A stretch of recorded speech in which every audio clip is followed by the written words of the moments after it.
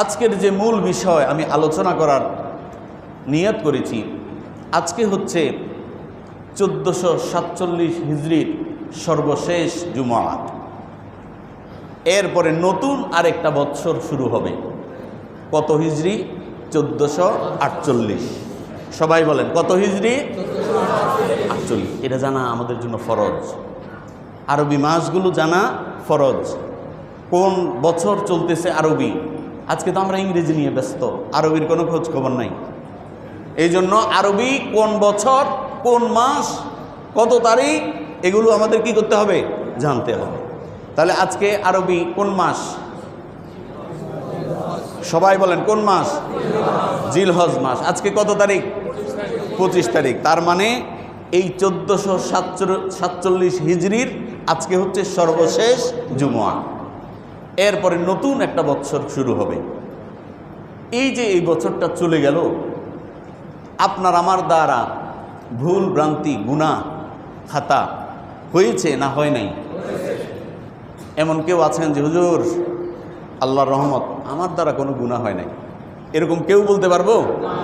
নাই, একজনও নাই। আমি সহ একেবারে সবাই, দুনিয়াতে যত মানুষ আছে, যত পীর বুজুর্গ আউলিয়া আছে, কেউ বলতে পারবে না যে আমার দ্বারা কোনো ভুল ভ্রান্তি কোনো গুনাহ হয় নাই। সকলে আমরা গুনাহগার। সকলে কি বলেন? গুনাহগার। গুনাহগারের ঘরের গুনাহগার। এই জন্য বছরের শুরুতেই এবং আজকে যেহেতু শেষ জুমআ, আমাদেরকে সিদ্ধান্ত নিতে হবে আল্লাহর কাছে ক্ষমা প্রার্থনা করার, যে মালিক বিগত একটি বছর আমার দ্বারা কোনো গুনাহ হয়, মানে কোনো নেক আমল আমি করতে পারি নাই, শুধু গুনাহ করেছি।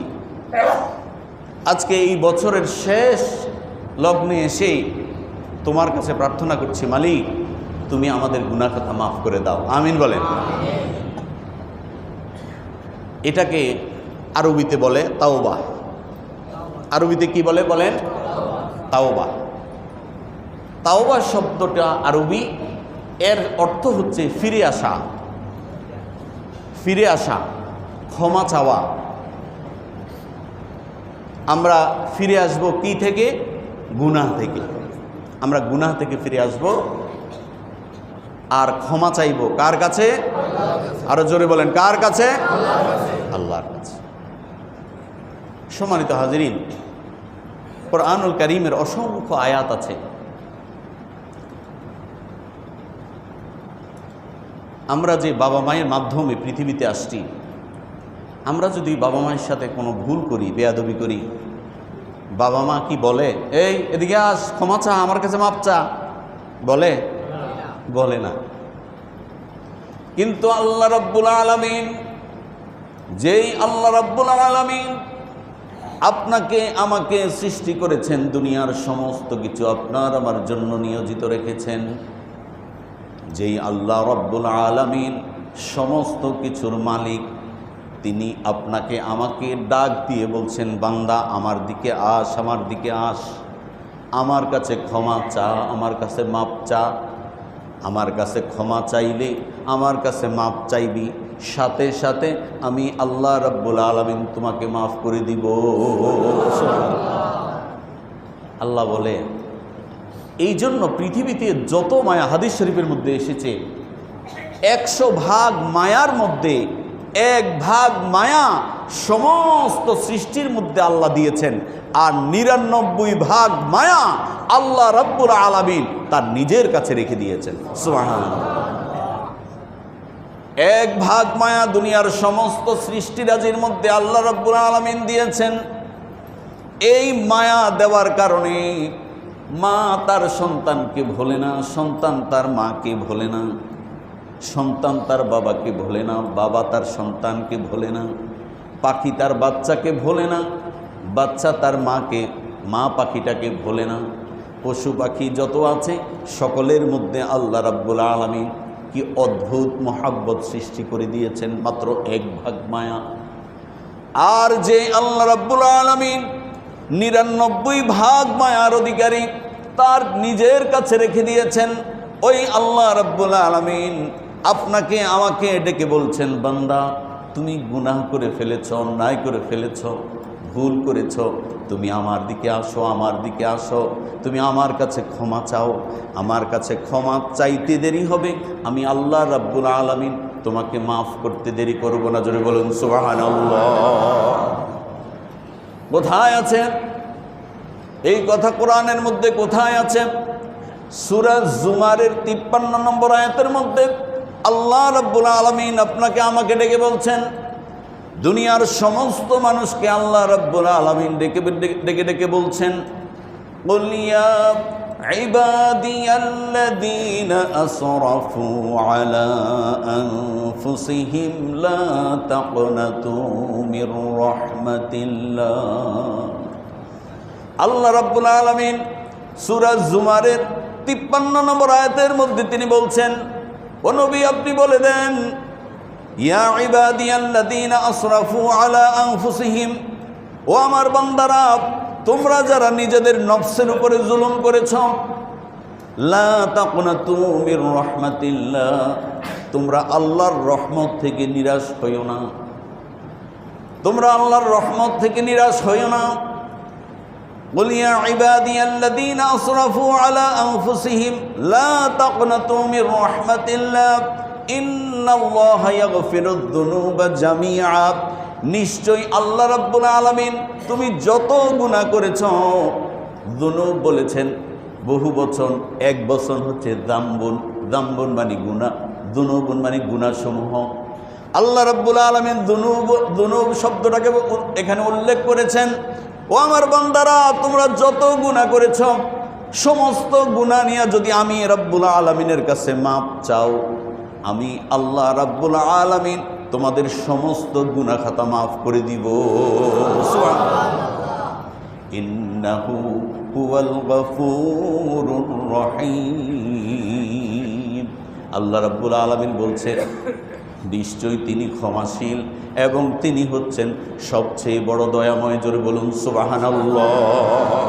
তাহলে এই আয়াতের মধ্যে আল্লাহ বলছেন, বান্দা গুনাহ করেছ, ভুল করেছ, অন্যায় করেছ, আসো আমার কাছে, তুমি আমার কাছে ক্ষমা চাইতে দেরি, আমি আল্লাহ রাব্বুল আলামিন তোমাকে মাফ করতে দেরি করব না। সুবহানাল্লাহ। এই আয়াতের ব্যাখ্যায় প্রখ্যাত মুফাসসির আব্দুল্লাহ ইবনে আব্বাস রাদিয়াল্লাহু তাআলা আনহু বলেন, কোরআনুল কারীমের মধ্যে তাফসীরে মারিফুল কোরআনের মধ্যে এসেছে, আব্দুল্লাহ ইবনে আব্বাস রাদিয়াল্লাহু তাআলা আনহু বলেন, এই আয়াত আল্লাহ রাব্বুল আলামিন কেন নাজিল করলেন? আপনার আমার নবী এবং রাসূল হযরতে মুহাম্মদুর রাসূলুল্লাহ সাল্লাল্লাহু আলাইহি ওয়াসাল্লামের কাছে কিছু লোক আসলেন, এসে বললেন, ইয়া রাসূলুল্লাহ, আমরা গুনাহ করেছি, বড় গুনাহ করেছি, মানুষকে হত্যা করেছি, আমরা গুনাহ করেছি, হত্যা করেছি, অনেক বেশি করেছি, আমরা জিনা করেছি, অনেক বেশি জিনা করেছি, আমরা বড় বড় পাপ করেছি। আল্লাহ রাব্বুল আলামিন আমাদের এই পাপগুলোকে তিনি কি ক্ষমা করবেন? ওই সময় আপনার আমার নবীর কাছে যখন তারা এই কথাগুলো নিয়ে আসলেন, সাথে সাথে আল্লাহ রাব্বুল আলামিন এই আয়াত নাজিল করে তিনি জানিয়ে দিলেন, ও আমার হাবিব, আপনি বলে দেন, আমার বান্দাদের মধ্যে যারা গুনাহ করেছে তারা যদি আমার কাছে মাপ চায়, মাপ চাইতে দেরি, আমি রব্বুল আলামিন তার সমস্ত গুনাহসমূহ মাফ করে দিব।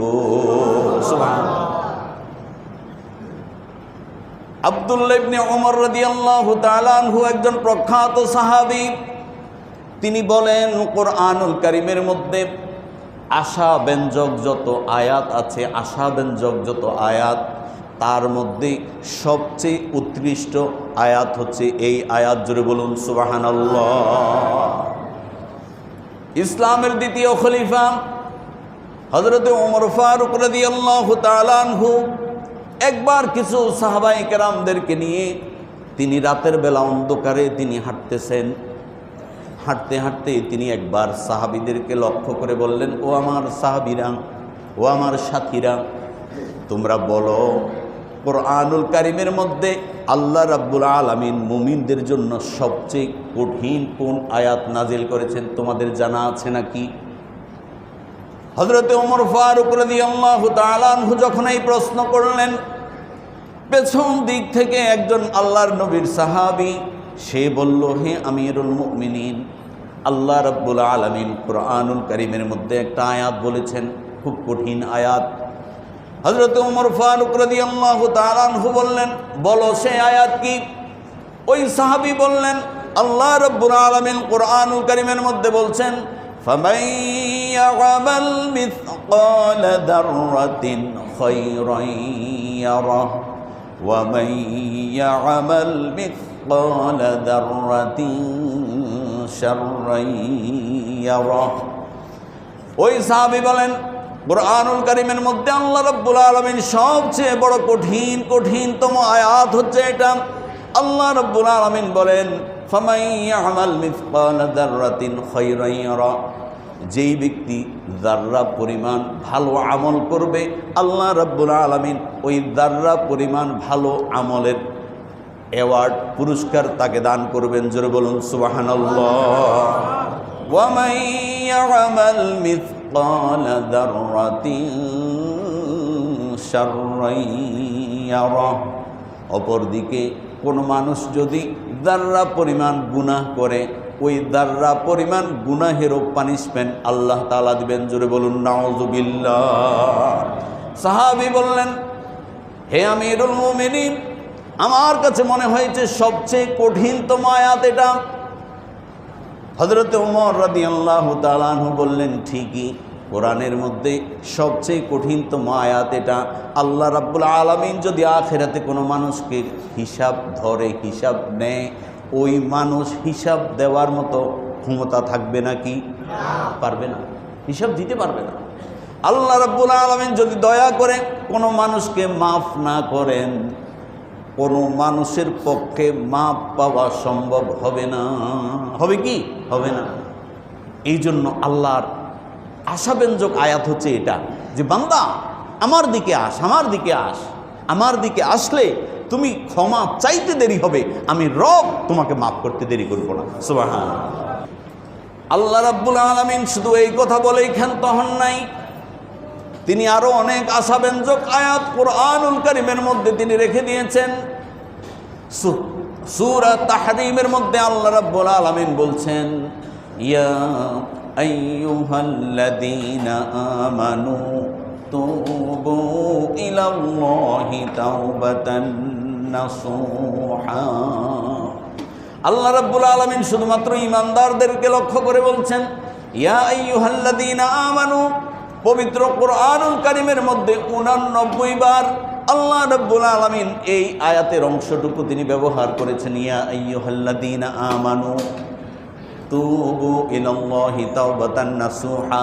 তোমরা আল্লাহ তাআলার কাছে তাওবা করো, আন্তরিকভাবে খালেস মন নিয়ে তোমরা আল্লাহ রাব্বুল আলামিনের কাছে তাওবা করো। জোরে বলুন সুবহানাল্লাহ। যদি তাওবা করো কি হবে? কি হবে? আয়াতের পরের অংশের মধ্যে আল্লাহ বলছেন, আসা রাব্বুকুম আইয়ুকাফিরা আনকুম সাইয়্যাতিকুম। আশা করা যায় যদি তোমরা আল্লাহর কাছে ক্ষমা চাও, আল্লাহর কাছে ক্ষমা প্রার্থনা করো, ক্ষমা প্রার্থনা করার কারণে তোমাদের জীবনের সমস্ত গুনাহ আল্লাহ রাব্বুল আলামিন মাফ করে দিবেন। সুবহানাল্লাহ। শুধু এই আয়াত বলেই শেষ করেন নাই, সূরা ফুরকানের দিকে আপনি দেখেন, সূরা ফুরকানের মধ্যে আল্লাহ রাব্বুল আলামিন বলছেন, ইল্লা মান তাবা ওয়া আমানা ওয়া আমিলা আমালান সালিহান ফাউলাইকা ইউবাদদিলুল্লাহু সাইয়্যাতিহিম হাসানাত ওয়া কানাল্লাহু গফুরার রহিমা। আল্লাহ রাব্বুল আলামিন বলছেন, ইল্লা মা তাবা, হ্যাঁ যারা আল্লাহর কাছে তওবা করেন, ওয়া আমানা ওয়া আমিলা আমালান সালিহাত, তওবা করার পরে ঈমান আনে এবং আল্লাহর নেক কাজগুলো করে। আল্লাহ রাব্বুল আলামিন যেই সৎ কাজগুলো করতে বলেছেন, নেক আমল করতে বলেছেন, ওই আমলগুলো করে। ইল্লা মা তাবা ওয়া আমানা ওয়া আমিলা আমালান সালিহা ফাউলাইকা ইউবাদদিলুল্লাহু সাইয়্যাতিহিম হাসানাত। আল্লাহ কত সুন্দর করে বলছেন, বান্দা তুমি যদি ঈমান আনো, এরপরে নেক কাজ করো, তুমি যে ভুল কাজ করছো, অন্যায় কাজ করছো, গুনাহ করছো, ওই গুনাহগুলোকে আমি হাসানাত, আমি পূর্ণ দিয়ে পরিবর্তন করে দিব। জোরে বলুন সুবহানাল্লাহ। কত দয়া, কত মায়া আল্লাহর। বান্দা গুনাহ করছো, ভুল করছো, অন্যায় করছো, আসো আমার কাছে, ক্ষমা চাও, তাওবা করো। তুমি তাওবা করলে আমি তোমার তাওবা কবুল করি, তোমার গুনাহগুলো তো মুছেই দিব, এবং ওই গুনাহের জায়গায় নেক আমল করলে যে সওয়াব, ওইটা দিয়ে আমি পরিবর্তন করে দিব। সুবহানাল্লাহ বলেন।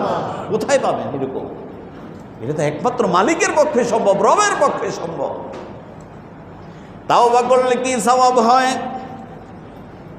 আমাদের 4 ইমাম, মাযহাবের 4 ইমাম, চতুর্থ ইমাম আহমদ ইবনে হাম্বল, তিনি তার জীবনীর মধ্যে লিখেছেন, তার শেষ জীবনে তিনি একবার সফরে বের হয়েছিলেন। আমার কথা কি বুঝতেছেন আপনারা? কষ্ট হচ্ছে না তো? 4 ইমাম, ইমাম আবু হানিফা, শাফি, এরপরে হলো মালিকি, হাম্বলি, এই 4 মাযহাবের ইমামের চতুর্থ মাযহাবের ইমাম, ইমাম আহমদ ইবনে হাম্বল, তিনি বলেন, যারা ওলামায়ে কেরাম আছেন, বড় ওলামায়ে কেরাম, ওলি বুজুর্গ, তারা বিভিন্ন জায়গায় সফর করেন, সফর করে দেখেন কি অবস্থা। এই জন্য আল্লাহ বলেছেন, কুল সিরু ফিল আরদ, তোমরা জমিনে ভ্রমণ করো। কার কথা? আল্লাহর কথা। এই জন্য জমিনে ভ্রমণ করলে কোথায় কি অবস্থা এগুলো জানা যায়। তো ইমাম আহমদ ইবনে হাম্বল রহমতুল্লাহি আলাইহি, তিনি একবার অনেক দূরে গেলেন, সফরের উদ্দেশ্যে তিনি গেলেন, এত দূরে গেলেন, তাকে কেউ চিনল না। তিনি একটা মসজিদের মধ্যে ঢুকলেন। আমরা যখন কোথাও সফরে যাই, আমরা হোটেলে ঢুকি না, দোকানে ঢুকি না, মার্কেটে ঢুকি না, কোথায় ঢুকি? মসজিদে। ইমাম আহমদ ইবনে হাম্বল মসজিদের মধ্যে তিনি ঢুকলেন, মসজিদে নামাজ আদায় করলেন। নামাজ আদায় করার পরে তিনি বারান্দার মধ্যে অবস্থান করতেছেন, মসজিদের বারান্দায়। কিছুক্ষণ পরে নামাজ যখন শেষ, খাদেম সাহেব আসলো মসজিদের। ইমাম আহমদ ইবনে হাম্বলকে বলল, ওঠেন, আপনি বের হয়ে যান মসজিদ থেকে। আহমদ ইবনে হাম্বল বলল, আমি নিয়ত করেছি আজকে এই রাতটা মসজিদে থাকব। খাদেম বলল, না, অনুমতি নাই, মসজিদের মধ্যে থাকার, রাত্রি যাপন করার কোনো অনুমতি নাই, আপনি মসজিদ থেকে বের হয়ে যান। তিনি যে 4 মাযহাবের একজন ইমাম, ওই খাদেম জানে না। অসংখ্য মসজিদের খাদেম আছে যে অনেক মুরব্বীদের সাথে, তারপর আলেম ওলামাদের সাথে বেয়াদবি করে। একটু সুন্দর করে তো বলা যায় আদব, কারণ খাদেমরা তো স্বল্প শিক্ষিত হয়। উচ্চ শিক্ষিত হইলে অনেকেও এরকম খারাপ ব্যবহার করে। মানুষের সাথে খারাপ ব্যবহার করা যাবে না। মানুষের মসজিদে আসলে এটা নিরাপদ স্থান, সুন্দর ব্যবহার করতে হবে, কখনো মানুষের সাথে খারাপ ব্যবহার করা যাবে না। তো ইমাম আহমদ ইবনে হাম্বল তিনি উপায়ন্তর না দেখে তিনি এবার মসজিদ থেকে বের হয়ে গেলেন পটলা টটলা নিয়ে। ওই দূর থেকে একজন ব্যক্তি দেখলো, ওই ব্যক্তি হচ্ছে রুটি বানায়। কি বানায়? সবাই বলেন, কি বানায়? রুটি বানায়, রুটিওয়ালা। ওই রুটিওয়ালা দূর থেকে দেখলো মসজিদ থেকে খাদেম সাহেব একজন আলেম ওলামাকে বের করে দিচ্ছে। তিনি এবার দৌড়াইয়া আসলেন, আইসা বললেন, খাদেম সাহেবকে জিজ্ঞেস করলেন, কি হলো? খাদেম সাহেব বলল, এই হুজুর মসজিদে থাকতে চাচ্ছে কিন্তু থাকার অনুমতি নাই। এবার ওই রুটিওয়ালা ওই হুজুরকে সাথে করে নিয়ে গেলেন, বললেন, হুজুর চলেন, আপনি আমার বাড়িতে থাকবেন। সুবহানাল্লাহ বলেন, সুবহানাল্লাহ। ওই রুটিওয়ালা এবার বলল, হুজুর আপনি আমার সাথে চলেন। ওই রুটিওয়ালার সাথে এবার হুজুর আহমদ ইবনে হাম্বল রহমতুল্লাহি আলাইহি তিনি চললেন, তার বাড়িতে গেলেন, থাকলেন। এবার ইমাম আহমদ ইবনে হাম্বল তাকে জিজ্ঞেস করলেন, তুমি কি কাজ করো? সে বলল, হুজুর আমি রুটি বানাই আর রুটি বিক্রি করি, এটা আমার ব্যবসা। ইমাম আহমদ ইবনে হাম্বল যেহেতু নেক মানুষ ছিলেন, বড় আল্লাহর ওলি ছিলেন, তিনি বুঝতে পেরেছেন এই লোকটা হচ্ছে অত্যন্ত নেককার মানুষ। সুবহানাল্লাহ বলেন, সুবহানাল্লাহ। যারা নেককার, তারা যারা অন্য যারা নেককার তাদের কি বুঝতে পারে যে লোকটা নেককার, আর যিনি বদকার ওইটি তো বুঝার কোনো কায়দা নাই। ওই তো টাকা পয়সা কিছুক্ষণ আগে বললাম না, যেগুলো শুধু টাকা গনে, এই নাখালপাড়া থেকে বস্তা বইরে বইরে টাকা লইয়া যায়। বেটা টাকাই সব। আলেম ওলামাদেরকে চেনো না, মুরব্বীদেরকে চেনো না, হাজী সাহেবদেরকে সম্মান দাও না। তোমার মতো জাহেল, তোমার মতো মূর্খ এই দুনিয়াতে আর কেউ না। তোমার টাকাই সব। এবার ওই ব্যক্তিকে চিনতে পারলেন ইমাম আহমদ ইবনে হাম্বল।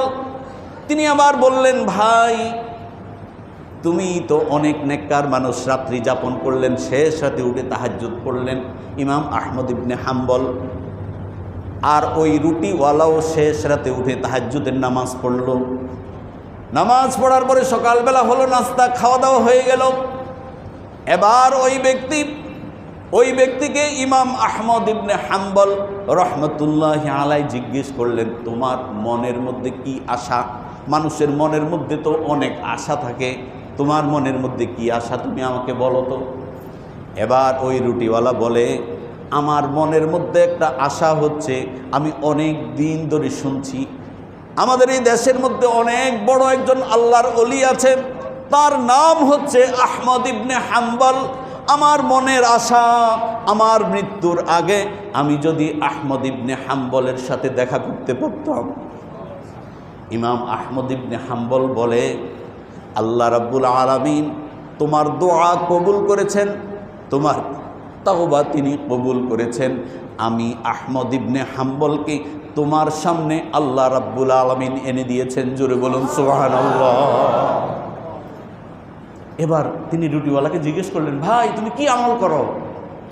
আজকে আল্লাহ রাব্বুল আলামিন আমি আহমদ ইবনে হাম্বলকে তোমার কাছে নিয়ে আসলেন, একটা মাধ্যম ধরে তুমি কি আমল করো ভাই বলো তো। এবার ওই রুটিওয়ালা বলে, হুজুর আমি প্রতিদিন আল্লাহ রাব্বুল আলামিনের কাছে তাওবা করি, তাওবা আমি আল্লাহর কাছে ক্ষমা চাই, মাপ চাই।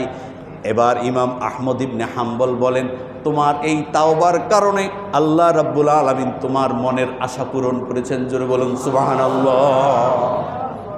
আপনি যদি তাওবা করেন, নবী সাল্লাল্লাহু আলাইহি সাল্লাম হাদিসের মধ্যে বলেছেন, আপনার যত দুশ্চিন্তা আছে দূর হয়ে যাবে। সুবহানাল্লাহ বলেন, সুবহানাল্লাহ। আপনার সচ্ছলতা বৃদ্ধি পাবে।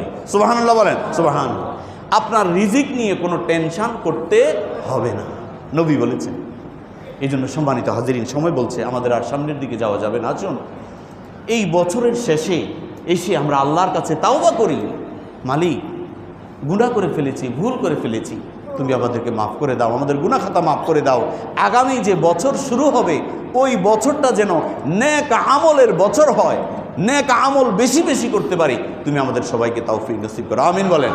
ওয়া আখিরি দাওয়ানা আনিল হামদুলিল্লাহি রাব্বিল আলামিন।